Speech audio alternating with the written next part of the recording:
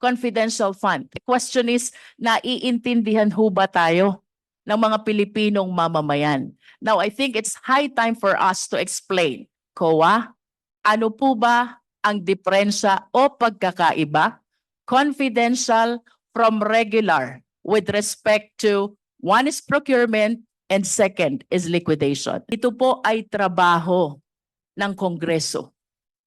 Busisiin ang budget.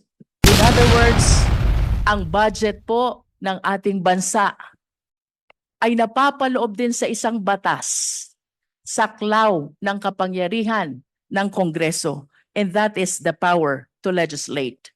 To be able to make sure that the power of the purse is properly exercised, we are granted as well by the oversight power. And that is to make sure that all our legislations, that includes the budget of the national government, the General Appropriations Act, are well complied with by our fellow public servants. And to make sure, and as a consequence of this oversight power, we have this inquiry in aid of legislation. So I just wish to remind the Filipino people, and that includes the OVP, ito po ay trabaho ng Kongreso. Busisiin ang budget. And not only that, to exercise the oversight power to make sure na yun pong ating mga nakaraang legislation, that includes the General Appropriations Act, ay nagamit ng tama ng mga ahensya ng gobyerno.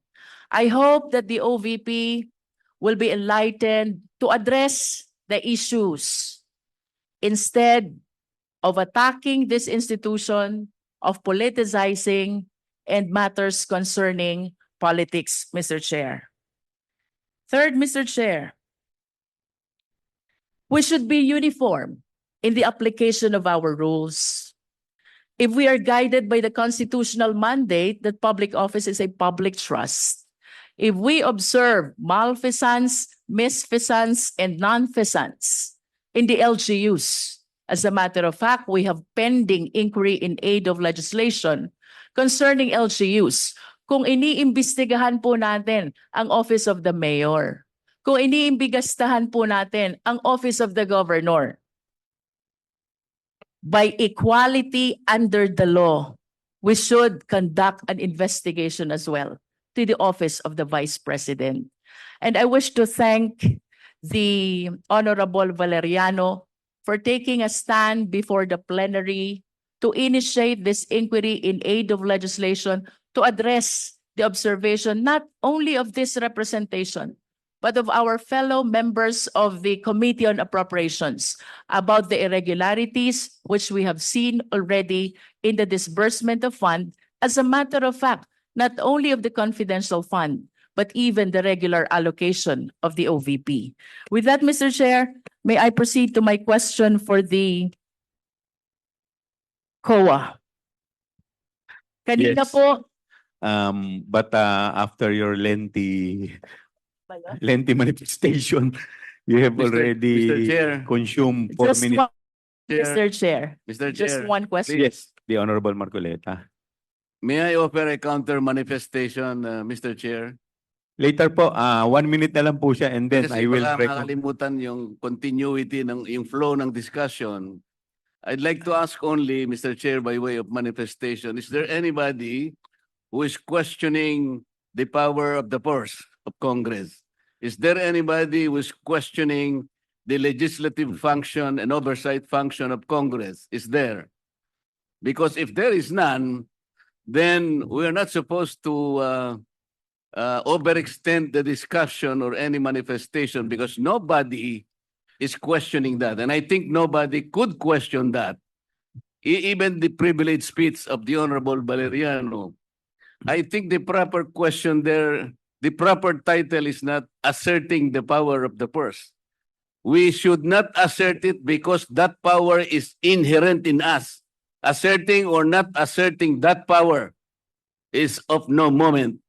Yun po ay birthright. Yun po is inherent right of Congress. And let me make of record The office of the Vice President, to my mind, did not undermine the power of the purse. When she personally came in the first hearing and presented herself, including the budget by way of a PowerPoint presentation, she made a presentation, Mr. Chair. And after that, she made a categorical statement that she said, I forgo, Madam Chair, I forgo my opportunity to defend the budget of the office of the President by way of question and answer, and instead I leave it to the discretion of the House of Representatives on their decision to decide on the proposal as presented. This is a very respectful answer. Mr. Chair, I did not find any offensive remark in that particular statement. She gave the entire House of Representatives the entire discretion and the entire right to decide on the proposal she presented before us. Why would we blame her for saying that she disrespected Congress? No, sir. I think it was triggered by the fact that questions were asked in relation to the confidential and intelligence funds. To my mind, Mr. Chair, these particular funds were subjected to a notice of disallowance. But the notice of disallowance by its nature, by its very nature, Mr. Chair, is contestable. It is appealable. It is yet to be explained. And initially, as explained by the representative of COA, the notice of disallowance suffered by way of supporting documents, by way of non-compliance with certain requisites. What if the Vice President is able to provide all the supporting documents? What if finally she is able to come up with the requisites required in order for you to consider that all these funds are eventually allowable and they are not disallowed?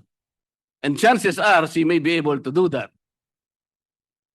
Hindi po final judgment ang notice of disallowance. As a matter of fact, based on COA's own representation the other day, the Vice President received the notice of disallowance only on August 24, 2024, which means, Mr. Chair, the Vice President has 6 months within which to reply and make an answer. That is correct, Madam COA. So 6 months is up to February 2025. We should give her all the allowance. We should give her the time because 6 months is 6 months. So why are we rushing to make a judgment? As a matter of fact, as I have already initiated earlier, Mr. Chair, when you said that anything we can discuss in this committee provided it is of public interest, and you said that intelligence funds and confidential funds are public interest. But I said because of our own rules, we should make a prior and preliminary determination that is directly and principally connected to malfeasance, misfeasance, or nonfeasance. We have not made that determination. How can we now begin questioning whether or not the intelligence funds covered by an initial notice of disallowance is already directly and principally connected with nonfeasance or misfeasance or malfeasance? Madam COA, how many agencies of government today are subjected to notice of disallowance? Do you have a number? How many agencies today? With all due respect to the honor, That is a question I will leave, and I will terminate my manifestation, Madam. Yes, but I would like to Mr. Chair, respond. this is still my time. Yes, but I would like to respond to your manifestation, Congressman Marcoleta. Parliamentary Let inquiry, me- Mr. Chair. Parliamentary inquiry What is the muna. parliamentary inquiry of the I would Honorable like to Abante? ask the Honorable Marcoleta, is he rebuking this committee? What is the question, Mr. Chair? Are you rebuking this committee? Why am I supposed to rebuke the committee? I am You not. have been saying things for a while. What? You have been rebuking this committee. You are saying that. We're not blaming the Vice President on this. I Honorable asked the Marcoleta, question. we I asked are the not question. blaming. The right This to is very- defend one minute, that. one minute suspension is declared by the chair. Move to suspend.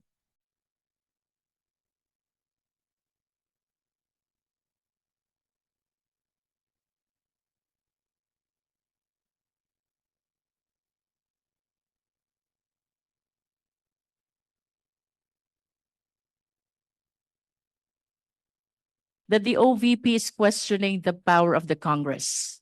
However, Mr. Chair, I wish to state for the record, how else will you interpret her refusal to answer? How else will you interpret her refusal to take an oath? I think, Mr. Chair, the only reasonable interpretation on her gestures is that she refused to participate in the investigation or inquiry in aid of legislation that we are conducting. Secondly, Mr. Chair, about the notice of disallowance, we take cognizance of the fact that this is not yet final and executory. As a matter of fact, the COA commented that the OVP has a period of 180 days, equivalent to 6 months to solicit to make an appeal for the purpose of seeking for a possible reversal of the ND. However, Mr. Chair, kapag ba may ND, bawal na bang malaman ito ng publiko? Kapag ba may ND, bawal na bang imbestigahan ito? And it is on this light that I invoke that public office is a public trust, and at all times, we are accountable to the Filipino people. In response to his comment about the possibility of the ND being reversed, I think I made a manifestation already in the last budget briefing of the DepEd. If in the event that the ND is reversed, in spite of having this inquiry already, the COA is not precluded. The COA is not prevented from sharing to the Filipino people that the OVP was able to justify, and therefore we are reversing the ND. In conclusion, Mr. Chair, I wish to emphasize that there is no law which prevents the Congress, which prevents the COA from discussing, deliberating on the subject matter of the notice of disallowance. Thank you, Mr. Chair. Can I still have a question? I will give you 1 minute. Para lang po sa understanding ng mga Pilipino, pwede po bang pakidistinguish in layman's term? Confidential fund from regular fund in two aspects. One is procurement, second is liquidation. Because we've been discussing about CF, confidential fund. The question is, naiintindihan ho ba tayo ng mga Pilipinong mamamayan? Now, I think it's high time for us to explain. COA, ano po ba ang diferensya o pagkakaiba? Confidential from regular with respect to one is procurement and second is liquidation. Thank you, Mr. Chair. COA, any representative from COA? Yes, Attorney Camora.